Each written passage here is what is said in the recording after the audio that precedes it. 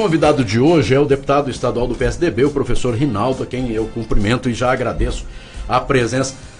Deputado, as denúncias envolvendo aí continuam, né? As denúncias continuam envolvendo políticos, empresários, doleiros.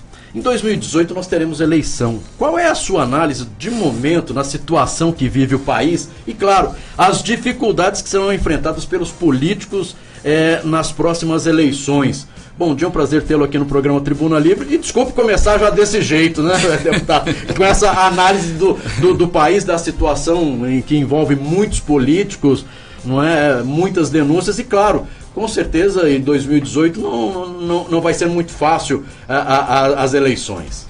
Bom dia, Marcos, bom dia, Sérgio, Carme, Madureira, Cacá, Ratia, todos que nos ouvem. Primeiro, agradecer pelo convite de estar aqui mais uma vez batendo esse papo com vocês. E segundo, na verdade, hoje, do mais humilde do ponto de vista cultural ao mais intelectual, sabe de toda a realidade que a gente está passando. Talvez não, mas com certeza na história do Brasil republicano nós nunca vimos, né, tantos problemas. Ao mesmo tempo, eu vejo assim que o Brasil passa por uma travessia e toda mudança que existe, há desconforto, há muitos constrangimentos, enfim. E esta mudança eu não tenho dúvida que será para melhor. De uma coisa é certa, ainda não encontraram no planeta Terra um sistema melhor do que este, que é o democrático, que permite você se opor à ideia do outro, que permite você ter pensamentos diferentes, antagônicos, enfim, mas que é através do diálogo, através da transparência, através do bate-papo é que você tem que chegar no bem comum. Portanto, eu vejo assim que a classe política hoje tem horas que você fica até com vergonha de sair, né? Porque todo mundo pensa que todo mundo é mentiroso, que todo mundo é bandido, que todo mundo é malandro. E, na verdade, desde que existe o ser humano na Terra, há problema. O próprio Jesus Cristo, que andava com 12, teve 3 pessoas que os decepcionou. Um deles só acreditava vendo.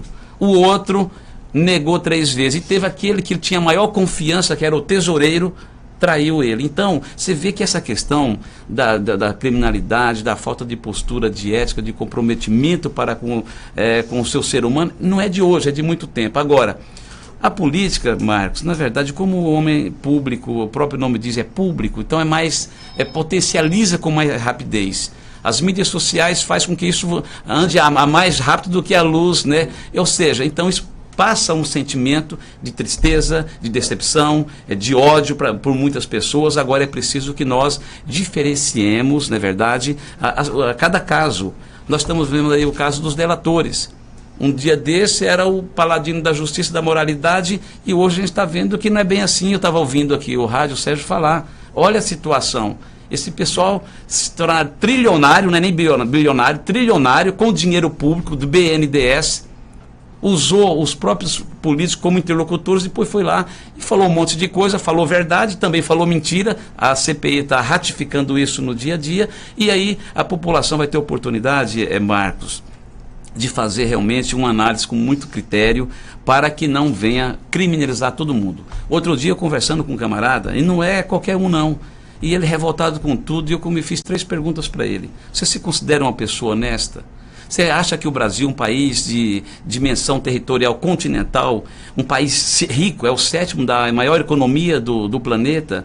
Você acredita que é possível a gente socializar melhor esses bens naturais e permitir com que haja realmente um equilíbrio na nossa sociedade? E ele foi dando toda a assertiva. Eu falei, por que você não participa?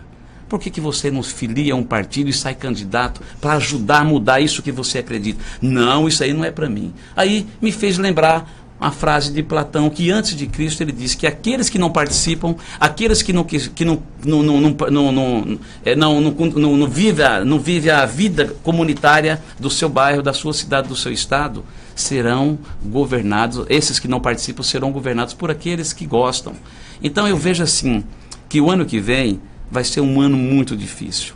Ao mesmo tempo, cabe cada um, não é verdade, fazer a sua parte. O eleitor não pode desistir, porque se ele desistir, se ele não participar, ele vai dar a oportunidade, Marcos, e você que nos ouve, de aqueles que realmente não tem uma boa índole, aquele que de repente está muito mal intencionado a estar representando ele no poder. Então, a omissão, o pecado da omissão é o pior, muito mais grave do que o da missão. Portanto, eu acredito que é preciso que todos nós façamos uma reflexão, que olhemos a vida pregressa de cada pessoa que vai colocar o seu nome à disposição, para que nós possamos escolher, não vou nem dizer bom, porque a Bíblia diz que bom é Deus, mas escolher os melhores dentro da sua ótica. Então eu penso que isso que vai acontecer o ano que vem. E aí, coloca aí também, não é, a população discutindo mais a política, a situação do país, econômica. Eu acho que isso também é importante de tudo que está acontecendo. Parece-me que despertou, né, para que a população realmente participe mais e também faça essa pesquisa, não é? Olha, eu votei em determinada pessoa, está lá me representando. Como é que está me representando? De que maneira? Quais são os projetos apresentados? Eu acho que isso também é muito importante. Outra coisa, Marcos, é o seguinte, veja bem, eu sou funcionário público há 32 anos, sou administrativo da Universidade Federal. Se eu tivesse hoje uma fazenda no valor de 10 milhões, tem alguma coisa errada. Eu acho que é preciso que a população olhe bem, olha, vamos atrás do enriquecimento ilícito, as autoridades policiais, e da lavagem de dinheiro.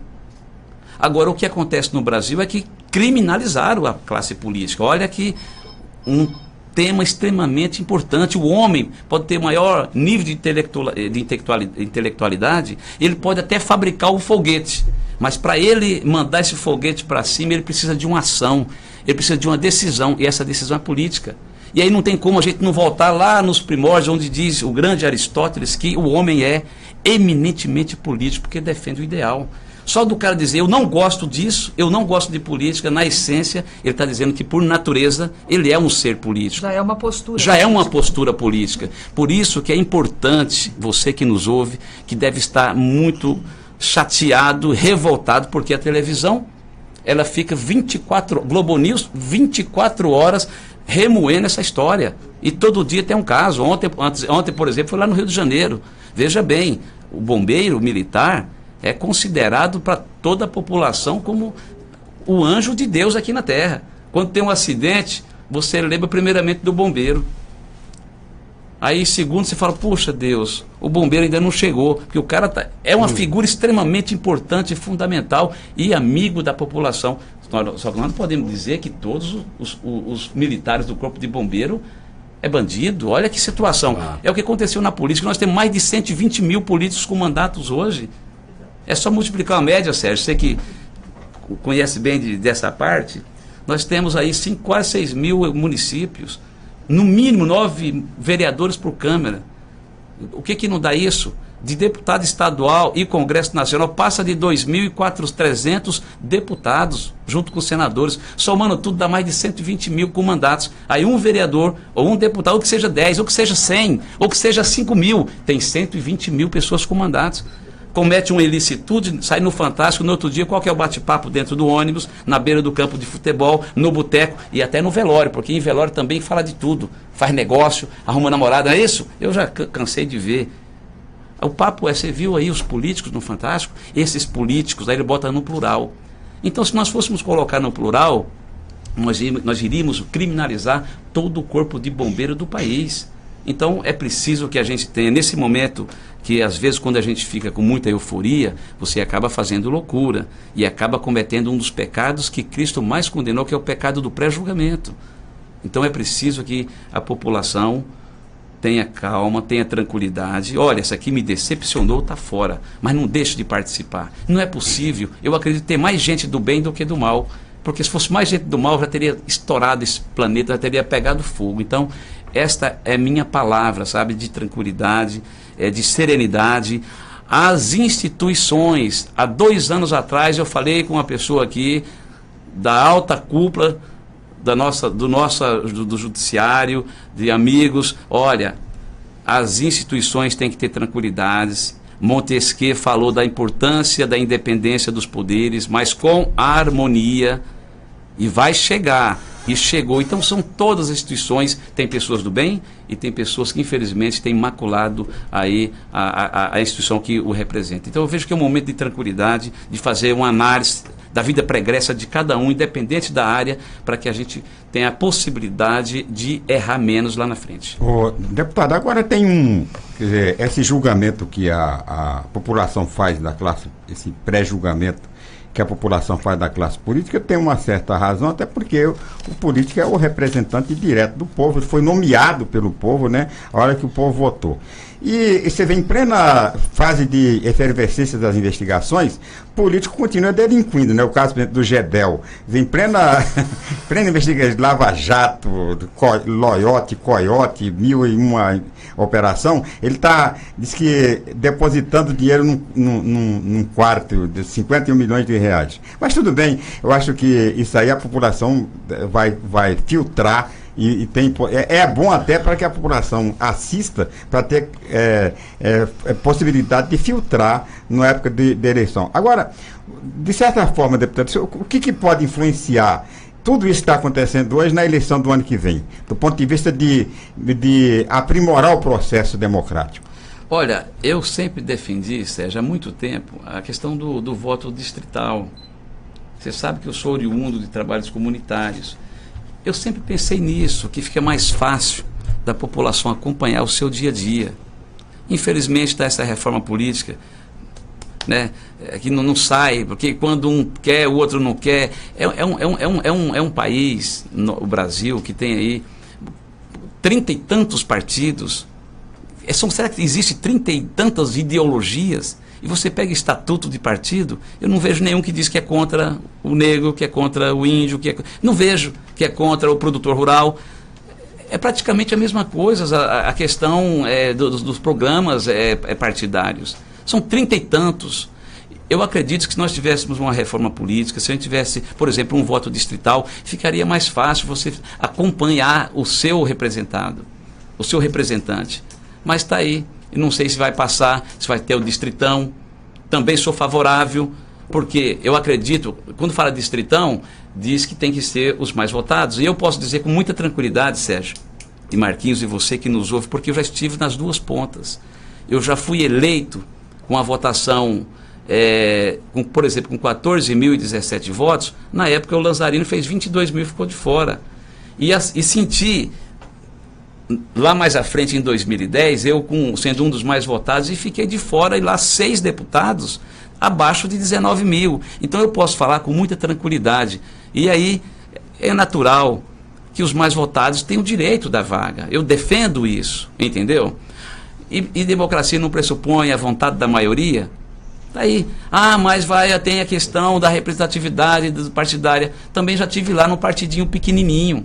Eu era presidente do PT do B.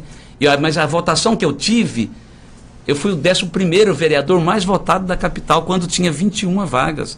Então, realmente, você tem que ter o voto.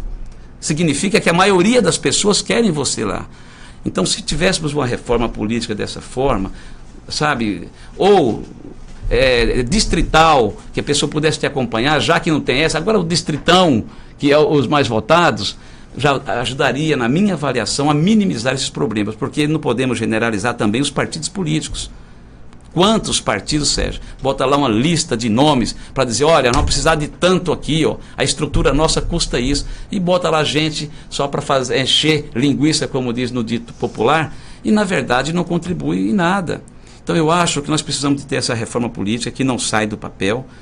Há muitos partidos lá que têm deputados, se unem e acaba não acontecendo. Agora, é uma situação que a gente não sabe como que vai ser. De uma coisa é certa. Ontem nós tivemos uma reunião, por exemplo, com o representante do Tribunal Regional Eleitoral.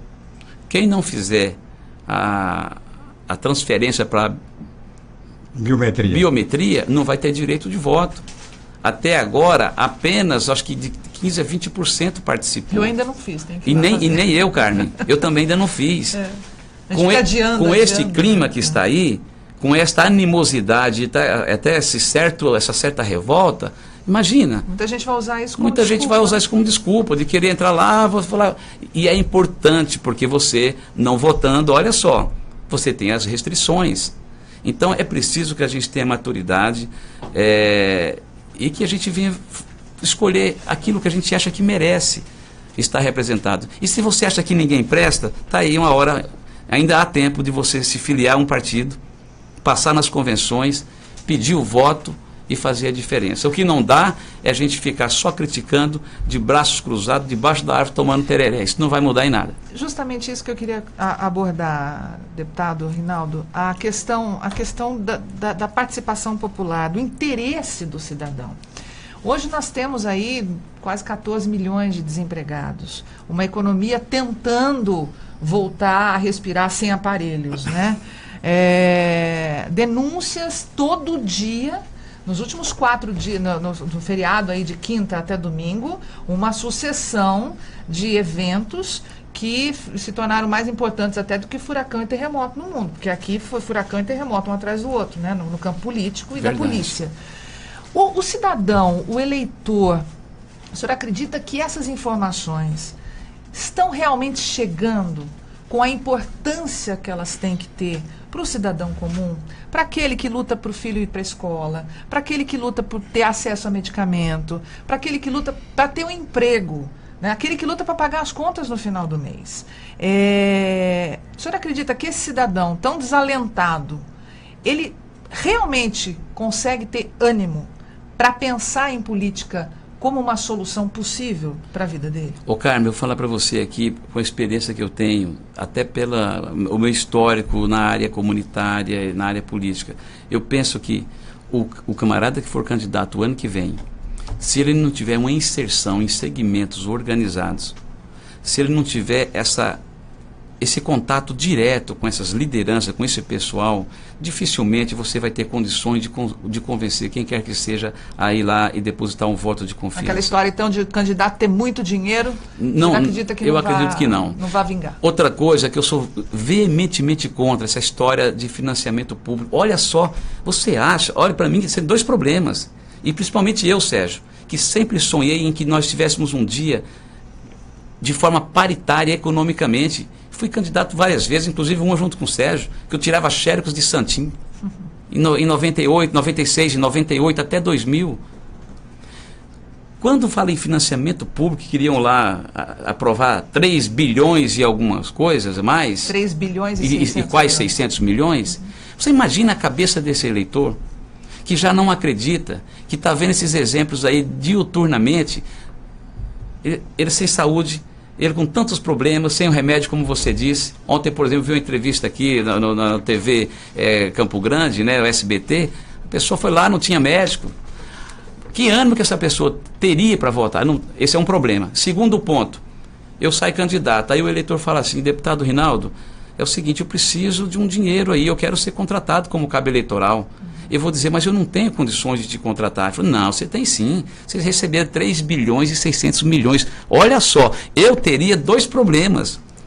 Um é essa da revolta da população e o segundo é a descrença na minha palavra de dizer que eu não teria condições de contratá-lo como cabo eleitoral. Então, Carmen, é preciso que nós façamos justamente essa reflexão. E aí, cada eleitor ele tem que conhecer o seu candidato. Senão, ele não vai ter ânimo de votar. E o pior de tudo, que você votando ou não, pelo sistema que nós estamos inserido, serão eleitos 24 deputados, serão eleitos 8 deputados federais e 3 senadores. No caso, no Mato Grosso do Sul, ano que vem, 2 senadores, que faz a mudança de 2/3. Então, isso é um problema sério. Com esse comportamento da não participação, corre o risco dos piores serem eleitos. Então, eu vejo que quem não tiver uma vida pregressa, quem não tiver comunhão, quem não tiver trabalho, quem não tiver inserção em segmentos organizados, que possa assim, olha, eu estou aqui votando no Marcos, no Sérgio, na Carmen, porque eu conheço. Ele congrega na mesma comunidade que eu. Ele é acadêmico como eu, ele é do meu bairro, se ele não tiver esse contato, essa comunhão, dificilmente ele terá argumentos para convencer alguém a acreditar nele. E eu espero que o eleitor de Campo Grande, de Mato Grosso do Sul, possa realmente, de forma criteriosa, ver com muito cuidado para que realmente possamos mudar esse quadro. Eu sei que não é fácil, mas toda mudança tem desconforto e nós nunca vimos tanto desconforto na história do Brasil. O deputado, O senhor não acha que é meio contraditório? Por exemplo, o senhor incentiva as pessoas a participar da política. Não, vamos, entra na política, entra no partido e tal. Do outro lado, o senhor prega o distrital, que são dois votos que termina reduzindo a possibilidade das pessoas participar. Porque se você reduz o número de partidos, você reduz também a oportunidade das pessoas participarem até como candidato, até porque com 5 partidos fica muito mais difícil, né? O senhor foi candidato em partido pequeno, por quê? Porque não teve oportunidade no partido grande. Você não acha que essa concentração distrital termina afugentando a uma renovação? Primeiro eu falei que eu sou favorável do distrital. Eu, por exemplo, a minha base é Campo Grande, Sérgio. Eu falei 2 coisas. Distrital porque você acompanha mais de perto. Se não passar essa, o distritão tem o outro lado dos seus mais votados. Eu disse até com muita tranquilidade que eu tive nas 2 pontas. Exatamente. Entendeu? A minha prioridade... Mas o distritão termina afugentando, né, as pessoas que não têm afinidade com o partido. Então, Sérgio, mas acontece o seguinte, você... já que não passa esse distrital, que seria, para mim, que há a possibilidade de ter o distrital misto. Você tem 50% de lista fechada, né, e 50% dos mais votados. A minha prioridade, se eu pudesse, seria o distrital. Ou seja, dividiria o estado, por exemplo, em 3 regiões. Campo Grande dá mais de 1/3 da população eleitoral do estado. A minha base é Campo Grande, Sérgio. Se fosse só o distrital, eu preferiria. Eu fui o 2º mais votado em Campo Grande. Eu tive quase 18 mil votos. Fica difícil. Você sabe o tamanho desse estado. Dá 3 Portugal a sua extensão territorial. Entendeu? Amanhã, por exemplo, eu estou indo lá para a fronteira. É uma viagem que não é pequena. Então, eu preferiria. Já que não vai passar, aí também é inadmissível o eleitor votar em você e eleger a Carmen. Como aconteceu comigo, ou seja, eu tive quase 23 mil votos em 2010. Esses 23 mil votos elegeram outras pessoas. É complicado o sistema eleitoral no Brasil. E eu espero, né, todos nós esperamos que a gente... Eu falo apenas do ponto de vista de você atrair novas pessoas para o partido. Porque o partido grande, né, não dá oportunidade para os pequenos. Então, o que o pequeno vai fazer? Vai procurar, como o senhor fez, o PTB, um partido menor, porque lá ele vai ter a oportunidade, pelo menos, de ser candidato. Né? O que não é fácil você ser candidato, por exemplo, do PSDB, não é fácil ser candidato do PMDB, até porque já tem praticamente uma lista fechada daqueles que vão ser candidatos. Sérgio, não é bem assim não. A coisa mais difícil que tem é você montar uma chapa. Ontem eu vi uma amiga minha falando da questão de aumentar de 1/3, né, para as mulheres. Na verdade, ele não fala que é para mulher, ele fala que é para gênero. Poderia ser o contrário. Poderia ser 70% de voto de candidaturas femininas e 30% de masculino. E para conseguir preencher as 30% é a coisa mais difícil que tem. Então, olha, a teoria é uma coisa, o discurso é outra e a prática é outra. É o desalento do cidadão, né? Da cidadã exatamente. Que não querer se colocar nessa... Exatamente. Agora, de uma coisa é certa, a não participação, na minha modesta opinião, só piora a situação. Porque o sistema é democrático.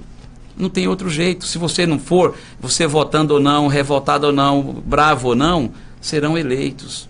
Então está aí. Se ninguém acha que ninguém... É onde eu disse, se a pessoa acha que ninguém mereça seu voto, então só tem uma forma, é deles filiar, sair candidato e mudar o quadro. Aí você vai ouvir a seguinte resposta: isso não é para mim não, é para quem então? Já cansei de fazer essa pergunta de pessoas que se julgam paladino da justiça e pai da moralidade. Você quebra o discurso da pessoa, porque é muito fácil, Carmen, a gente criticar. Eu fui líder de bairro. Vocês vê muita crítica. Quando você chama o pessoal para discutir, não dá 10% que vai lá. Então, é preciso ouvir uma frase, para concluir aqui, Marcos, uma frase de uma nordestina, um vídeo que rolou aí, ela falando que o problema do Brasil é o brasileiro. Você que critica o político, você cola na escola, você não dá o exemplo, você quer furar a sua filhinha para arrumar lá uma situação para o seu parente, mesmo na consulta, mas é um direito, mas o outro também está na fila, o outro também tem um direito. Você, quando está com o seu documento do carro atrasado, você quer dar um jeitinho lá para você sair dessa blitz. Então, gente, é preciso que nós façamos uma reflexão, mas nós temos que ser sinceros conosco mesmo. Ontem, por exemplo... As pequenas corrupções. Os pequenos detalhes. Ontem, por exemplo, eu ouvi um discurso de um professor lá na homenagem ao Dia do Administrador, e ele falou que não existe país desenvolvido ou país subdesenvolvido. Existe país, na verdade, bem administrado e país mal administrado. Então, cada um de nós temos que fazer a nossa parte. Deputado, professor Rinaldo, claro que esse assunto nacional realmente, né, fez com que a gente utilizasse quase os 30 minutos aí, mas já encerrou o nosso tempo, mas eu gostaria só rapidamente que o senhor falasse aqui do nosso estado, o programa Maria da Penha Vai à Escola, e também com relação a banheiros químicos nas feiras livres, que é uma dificuldade, inclusive. Olha, a pessoa lá participa nas feiras livres, fazendo sua compra, de repente, poxa vida, onde é que eu vou? Não tem banheiro. A natureza chama e não tem. Aí não tem jeito, né? Então, claro, esse programa é importante, Maria da Penha Vai à Escola, e também com relação a esses banheiros químicos. Tá, ok. São duas leis de minha autoria. A Maria da Penha Vai à Escola e a questão do Agosto Lilás. Uma campanha do Agosto Lilás, na verdade, que vai ser permanente agora. Por que nós fizemos esta lei? Lei simples, mas se nós não tivermos consciência, e a consciência, você sabe, Carmen, tem que estar lá na base. Vai à escola porque é lá na escola que está lá o pré-adolescente, que começa a primeira paquera, a primeira namoradinha é lá na escola. E nós temos um alto índice de violência no nosso estado, contra a mulher. Prova é que a Casa Brasileira, né, da Mulher Brasileira, a primeira do país, foi instalada aqui em Campo Grande. Por isso que nós tivemos a ideia de permitir com que nós levássemos a lei lá na escola para dizer para esse acadêmico que existe uma lei, que se ele não tratar bem o seu semelhante, a sua namorada, futuramente a sua esposa, existe uma penalidade, e que ele tem que amá-la, que ele tem que ser tolerante, porque é desta forma que nós vamos ter lá na frente, porque coisa mais difícil que tem, vocês sabem disso, aqui a maioria maduro na idade, na experiência de vida, é você conscientizar alguém que já está lá com seus 30, 40 anos de idade. Então o objetivo é esse, foi um sucesso. Nós atendemos aqui mais de 15 mil alunos, foi maravilhoso, com a parceria da Polícia Militar, da UAB, do Ministério Público, da Defensoria Pública, das instituições não governamentais, juntamente com a nossa subsecretária que está à frente dessa pasta, que realmente foi um sucesso. A ideia é justamente essa, com teatro, com música e com palestra, e conscientizando as nossas crianças. E vi, Sérgio, Carmen e Marcos, e você que nos ouve, relatos terríveis de uma menina, por exemplo, que veio de Rondônia, que começou a ser abusada pelo padrasto, entendeu? Aos 8 anos de idade. Outra aqui de Campo Grande, já nascida aqui, com 14 anos, que quando terminou o namoro com seu paquera, ele mandou a foto para a mãe dela, manchada de sangue, dizendo, olha, é isso que eu vou fazer com a sua filha. Então nós temos um alto índice de mulheres, de meninas sendo maltratadas, sendo violentadas do ponto de vista psíquico, físico e, lamentavelmente, extrapolando os limites da razão humana. A gente tem visto aí assassinatos terríveis, como o caso daquela musicista, né, que lamentavelmente perdeu a vida de forma tão trágica e tão deprimente. Portanto, essa é uma lei que vai ser permanente. Foram atendidos aí quase que 50 municípios em parceria, e vai ser permanente com a parceria com os municípios. A outra lei de nossa autoria, que obriga a ter os banheiros químicos nas feiras livres, que inclusive eu mandei um ofício para o prefeito para que ele venha cumprir esta lei, é justamente isso que você falou, Marcos. Você está lá na feira, ainda mais com um calorão desse, a pessoa precisa ir ao banheiro, e ir aonde? Portanto, é uma coisa simples que eu acho que é possível sim ser feito, e lei foi feita para ser cumprida. Eu espero que o prefeito da capital realmente venha cumprir uma lei, que inclusive ele votou, quando eu fui o autor da lei, mas ele votou favorável. Eu espero que ele, num curto espaço de tempo, venha instalar os banheiros químicos em todas as feiras livres de Campo Grande. Deputado professor Rinaldo, muito obrigado pela participação e os esclarecimentos aqui no programa Tribuna Livre. Um excelente dia. Obrigado, Marcos, Carmen, Sérgio, Madureira, nosso querido Cacá, Ratier, a todos que nos ouvem, estamos sempre à disposição. Bom dia, que Deus abençoe a todos nós.